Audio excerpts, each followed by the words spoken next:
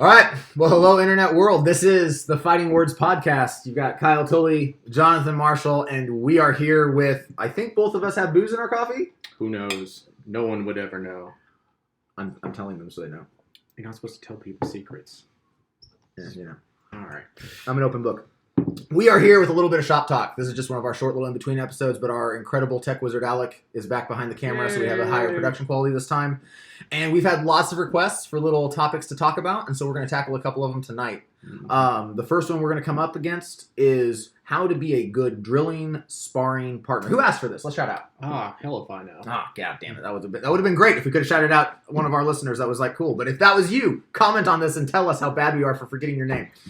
All right, we're going to talk about how to be a good drilling and sparring partner, which I think, I was excited to talk about this because I think Kyle and I have a pretty good handle on this. We have spent so many hours, specifically with ringing. So I do want to give that caveat. Like we've trained a lot of things together, but most of our hours have been spent wrestling and working ringing stuff at this point. So that's where a lot of this perspective is going to come from. But we'll try to, of course, make it applicable to anything. Okay.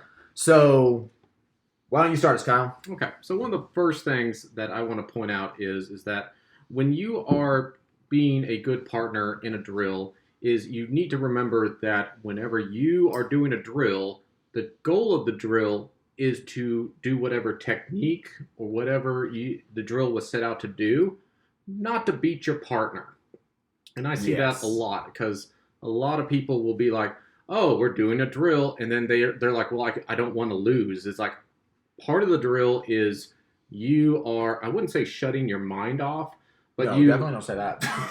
But you kind of shut down your expectations of like how you would react until you are told to like amp up the drill further up. So. Well, and I like to think of it, instead of thinking of yourself as having an opponent in a drill, I never have an opponent in a drill. I never think of the person across from me as my opponent in the drill. They are my teammate in that moment. They may be trying to hit me in the head.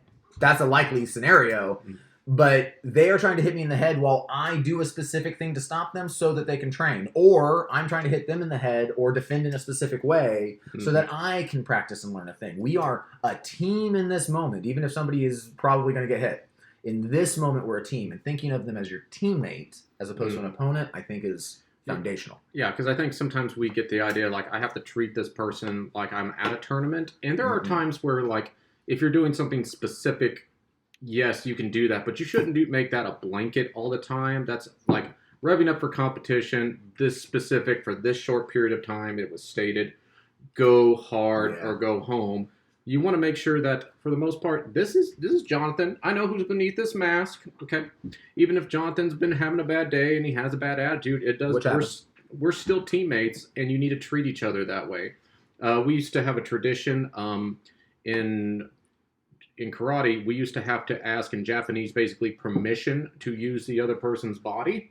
And then they would say back in Japanese. I have so many jokes. I'm not allowed to tell any of them, I know. Am I?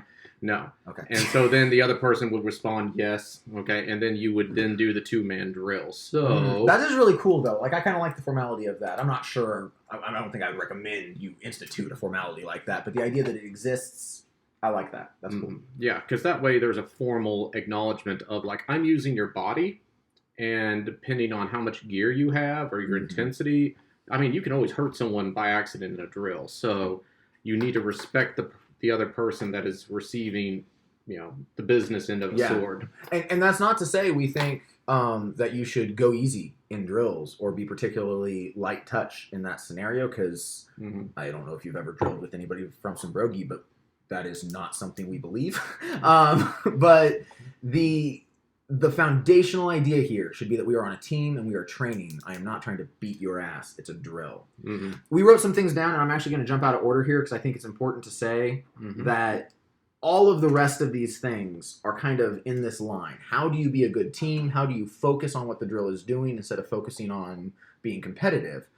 And the foundational thing, I wrote it down at the end of the list here because I thought of it in that order. Of course, you're going to skip ahead on me. So yeah, well, we're going to jump back. Don't worry. Okay. If you aren't sure on all the things we're about to talk about, if there's any of these questions that we're saying, you need to know the answer to this, and you don't know the answer, the very first step is ask. Always. Ask your instructor. Ask the person in charge. Yes. Ask the other person. Ask somebody who knows what they're doing.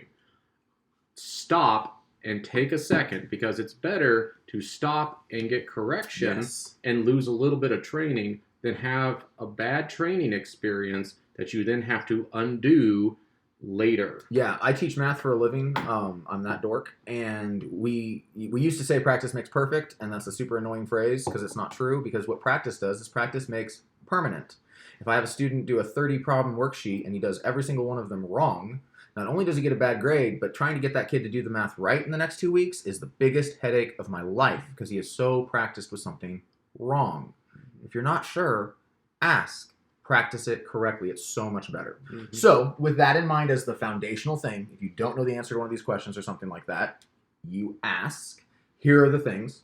I'll let you talk again. Oh, okay. Thank you. Here are the things you should know. Okay. So one of the key things you need to know is what is the drill that you are doing. Okay. So like if you're doing like a standard like parry riposte drill, so like someone attacks you, you block it, then counterattack back at them. You need to know that, right? If you don't understand the drill, you don't understand what you're doing. So that's yet again going back to ask. So that way I don't have to repeat that 500 times. Find out what's going on. Also know the goal behind it. Sometimes we have drills where like I will parry and then I will actually hit my partner. Sometimes, especially like in dagger class, sometimes we're not wearing helmets. So like, well, most of the time. Yeah. So like we're parrying, grabbing, and then we're showing the strike. So know whether you're showing a strike or you're actually hitting the person. If you're actually hitting the person, what level of contact is appropriate? Because I've had some people where they don't know the drill, and so they're just trying to muscle their way through it, and whenever they like counter strike and hit me, like they are like bending the weapon on me. So, and I'm like, I usually wear light gear because I have a little extra meat, but not everyone is as fortunate as me, so is that the first reason? Oh yeah, not everyone is as big as Kyle. So I like it. But know what your drill is, and yet again ask if you don't know. If the drill is just meant to be a bind and wind game, then know that. Versus like my goal is just to get on top of their sword, not to get on top of their sword then stab them. So it's like, and this ties really well into the point I'm going to reiterate a whole bunch of times in the next 10 minutes, which is this is not a competition. If you are drilling, there is a purpose, and it is not to win, which segues us, I think, really well into our next point, which is something we say in training all the time, which is don't defeat the drill. Jeez. And if you don't know what that means, talk to your coaches and instructors because they do. I promise. I'm gonna make sure you know that before you leave here. If you know the purpose of the drill, I'll let you talk in a minute. Sorry. If you know the purpose of the drill, then make sure that what you're doing doesn't keep that from happening or keep that training from occurring. Even if it feels cool, even if it doesn't feel good to sit there and get hit over and over again, sometimes the purpose of the drill is to get hit over and over again so that your opponent can practice a strike. Mm-hmm. That's how it works. Or maybe the purpose of the drill is to learn the defense against that hit that keeps getting you in the head. Mm-hmm. Get hit until you get it right. The goal is not to win. You cannot win a drill. The goal is to train a thing, to learn a thing, to get better at a thing. And you have to know what that thing is, or you're not going to be able to be a good drilling partner. Mm-hmm. That's why you need to know what the goal of the drill is. You need to know what the drill is. And then you need to know what the outcome of the drill is supposed to be. If the outcome of the drill is me supposed to end up like in a Zverkow hitting Jonathan in the head, if Jonathan then dodges it, if he then like parries it and then counterattacks me, if he does all these things he's not supposed to do, which would be good in an actual fight.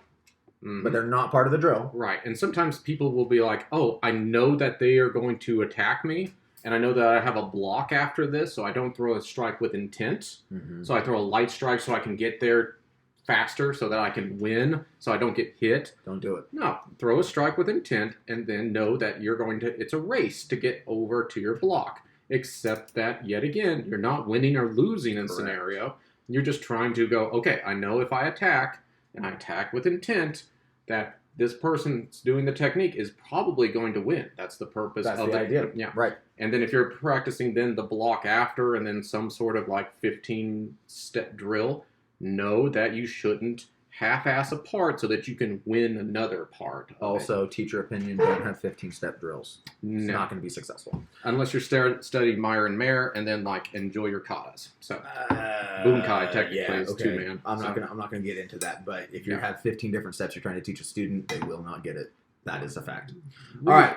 really good thing to sell a seminar, but not a great thing to work on. Absolutely. So the next point we want to make here is coach where you can. Being a good partner is mostly about letting the training take place. But if you know your teammate, the person you're drilling with, if you know that they're doing something wrong, point it out. This, of course, goes back to the ask for help thing again, because if you're not sure and you don't know, don't speak in an authoritative way on something you are not an authority in that instance.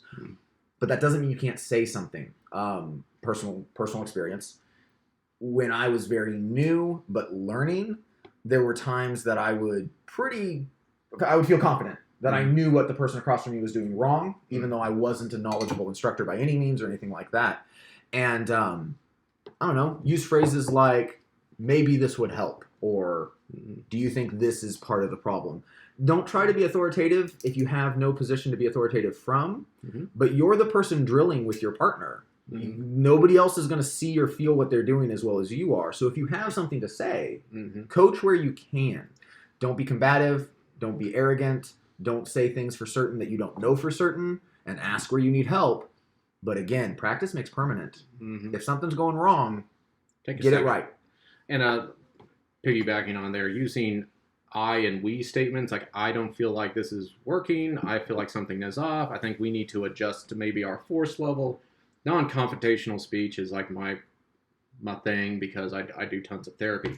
But being able to go, just taking a second, going like, I'm not sure this should hurt this bad, or I'm not really feeling like this is working very well. Let's take a second, because a lot of people right now, because of the pandemic, are probably very limited on their training partners. Who maybe like you and one other person are training all the time because your class is shut down. So being able to take a second and be able to analyze and critique one another is a good thing, where it's like, okay, I'm not feeling like you're attacking me very hard here, so I'm not feeling like the bind is correct on this. What do you think? And take it from there. So you have to be able to do that to be a good training partner. You have to be able to not only say something, but receive it as well. Oh, what a beautiful segue into the next point. Go for it, Kyle. You're the therapist. Okay.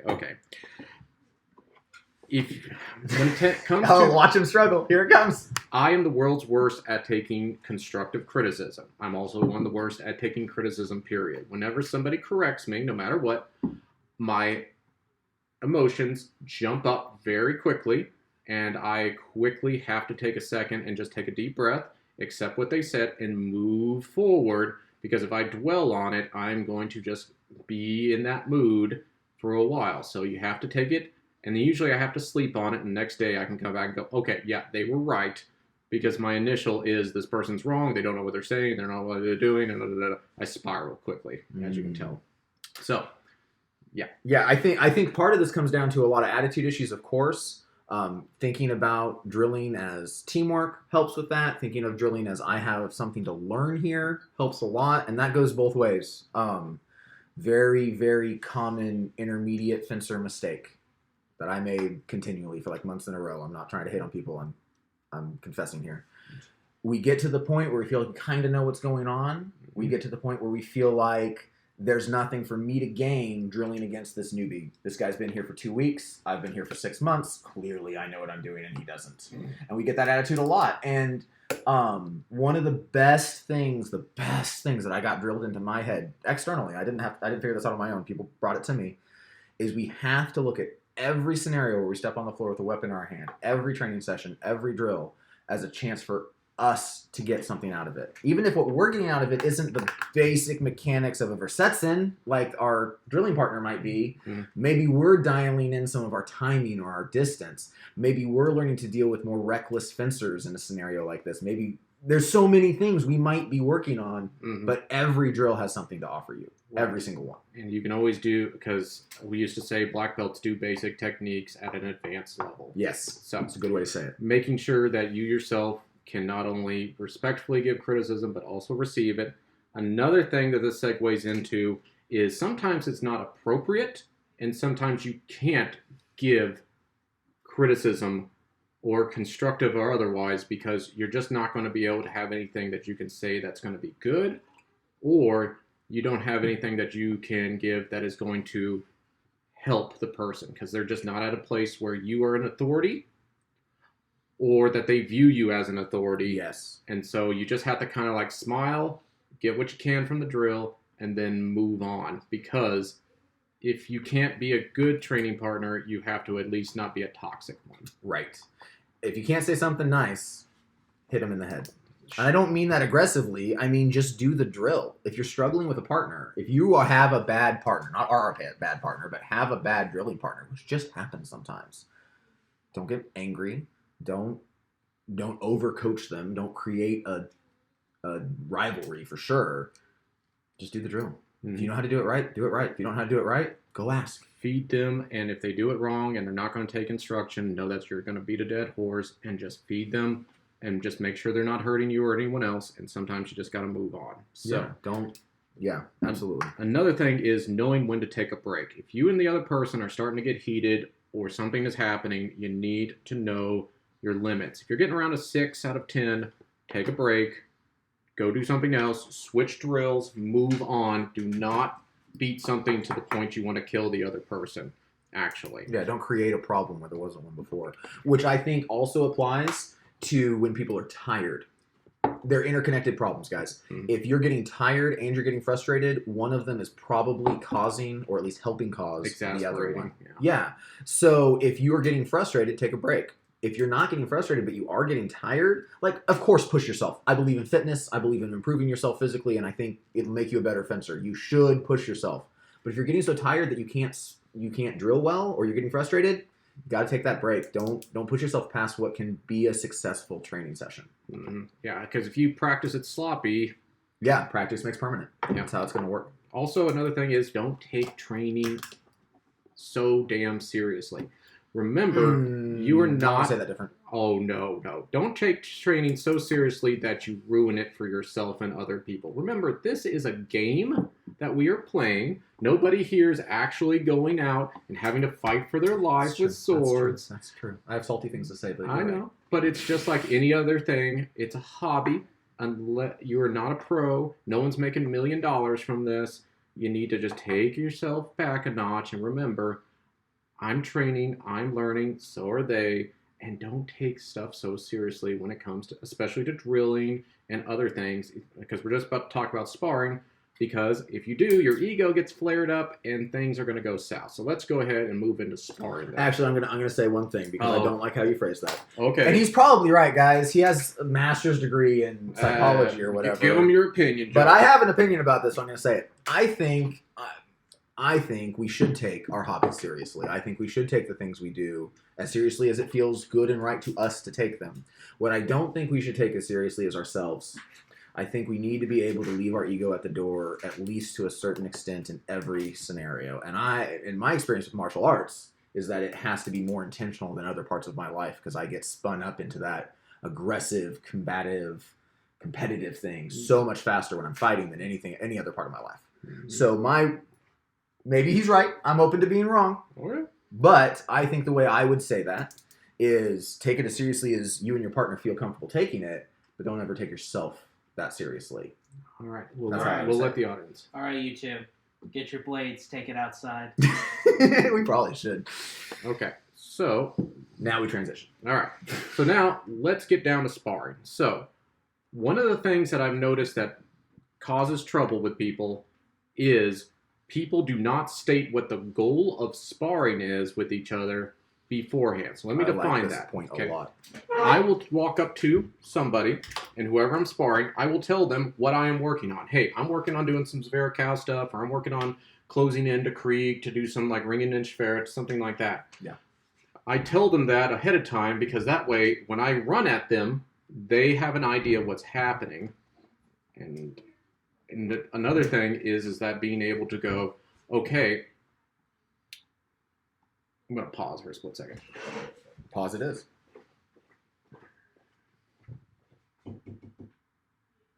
Can you talk a little quieter? Thank you. I don't think she's being picked up by the mic.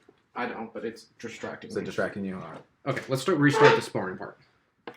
Let me introduce you and then get you going. Okay. Might be better. Welcome to Fighting Words. Yeah, so all of this is drilling, of course, and I think I think it's fair to say that that's kind of foundational. If we're drilling, all the same rules apply when we're sparring, but there are a couple other ones. Kyle has strong opinions. Okay, so one of the things I noticed that gets people hung up really easily is when they go into sparring, they don't set up any goals or parameters for their sparring. For example, if I walk up to somebody and I'm going to spar them, I usually tell them, hey, I'm going to be working on closing in, and I'm working on doing ringen and schwert, and I'm going to work on like getting in close enough to like either take your sword or throw you. Cool. And then they usually go, oh, okay, well, I'm going to work on this. And I'm like, awesome. How hard do you want to go? And then we state the contact level. We're working light because we're working techniques. We're working medium, so we're working techniques with resistance. Or we're going full out and we're doing like tournament mode where it's like, okay, well, I want to work some tournament stuff. So it's like, oh, I want to work some tournament stuff too. So that way we can know that both of us are going to be going hard and we both know that each other's working on stuff. So yes. The difference is that if I walk out there going, I need to get ready for a tournament, and Jonathan is not, and then I hit Jonathan as hard as I can with the pommel and knock him to the ground, Jonathan, how are you going to feel at that moment? Dazed and hurt. Dazed and emotionally. Emotionally hurt, yes. So you don't want to emotionally hurt the other person, and how you can do that is set up the parameters of what you are doing. So remember, consent is like tea. Yes, don't force it on somebody. Jokes aside, though, guys, like just it doesn't have to be formal. Just make sure everybody is on the same page before you spar. Again, you're in a sparring setting. It's going to be a little bit more opponent-based, a little bit more combative. You're trying to score the point. You're trying to win the round, and you should. I think that's a good goal in sparring. But you're still training. You're still working with this person, and the more communication there is there, the more they understand what you're doing, the better. And I don't mean that to say you have to always tell them what trick you're trying to pull or what play you're trying to work, because maybe you're trying to see if you can get it against an opponent who's not ready, or maybe you want to see if you can defend against whatever they've got coming at you, not knowing what it's going to be. And those are wonderful goals. But if you state them ahead of time, everybody knows what's happening. Mm-hmm. Hey, I just want to just do some free sparring, some play. I want to go like at a medium speed. And usually they'll go, sweet, yeah, let's go. And sometimes I'll even, like, if they're a beginner, I'll kind of bonk them on the head or on the arm. Yeah. And I'll have them do that to me. So, like, we understand what the contact level is. And then that way, as the senior, I can go, hey, we're kind of revving this up a little bit. Let's just bring it down. And then that way, it's easier. Communication. In drilling for sure, but even more so in sparring. Make sure you're communicating before and segue after. All right. What to do after you're done drilling or sparring. The first thing you need to do is debrief. No, not that. We need to sit down. No, how'd I miss that joke? I don't know how. I was expecting you to jump right in there. Man, I'm sorry. But no, like you need to sit down afterwards and go, okay, what was working in the sparring session? Okay. What wasn't working? And then get some feedback back and forth. Like, oh, you were getting me really well with this, but I noticed I was getting you with this. I think your openings are over here. That way you continue to grow. And you have to kill your ego to do that, because some people get really like, they think they have the secret sauce. But reality, if I show you my sauce and you show you your sauce, we can we can mix things together and both get better from it, versus like, oh, I got this secret little strategy I'm working on. It's like, no, that's a good way to like kill the mood in the class. Like, everyone knows that you're all about yourself versus like getting better as a group. Because in drilling, nobody's there to lose. Everyone's we're here to learn. There to learn. That's the entire goal, 100% of the time. Mm-hmm. And then the other part of that is make sure you are ready for feedback, which ties back into what we were talking about before about being willing to take criticism. But it doesn't always have to be criticism. But listen when people tell you what fighting you is like. You don't know. You know what it's like to fight. You know what it's like to fight them, for sure. You don't know what it's like to fight you. And if they're telling you that something you think you're good at isn't working, you don't have to argue with them, but listen. And you may not want feedback right then. You may want it later. Fair. You may want to take a video and show it, or, God forbid, you put it on the internet and ask for feedback. Don't do that. Don't do that. Please don't. No one, you will not get as much. Mostly a joke. If you want to put your shit online and have us look at it, we're happy to look at it, but you were warned. Yeah. Don't put it, like, message it to somebody. If you put it up on a big forum, you're just going to cause a flame war. Like, ask for specific people that you can trust that are knowledgeable. Don't just give it to the commons. You will get common level advice. Okay? Yeah, that's true. So that's what I got. All right, so that talks about drilling, talks about sparring, and it talks about kind of the wrap-up. And the after applies to both drilling and sparring. So the original question was, how can you be a good drilling and sparring partner? And I think we covered a lot of that. Yeah, but at yeah. its very core, guys, talk to who you're working with and make sure you don't feel like you guys are actually fighting in some way. You are a team. Be a teammate, not an opponent. Yeah. All right. Well, guys, that was Fighting Words Shop Talk. I hope you enjoyed that. And whoever the heck suggested that, thank you. Yeah, and if you guys have more ideas, hit us up. We'd love to do more of these. All right.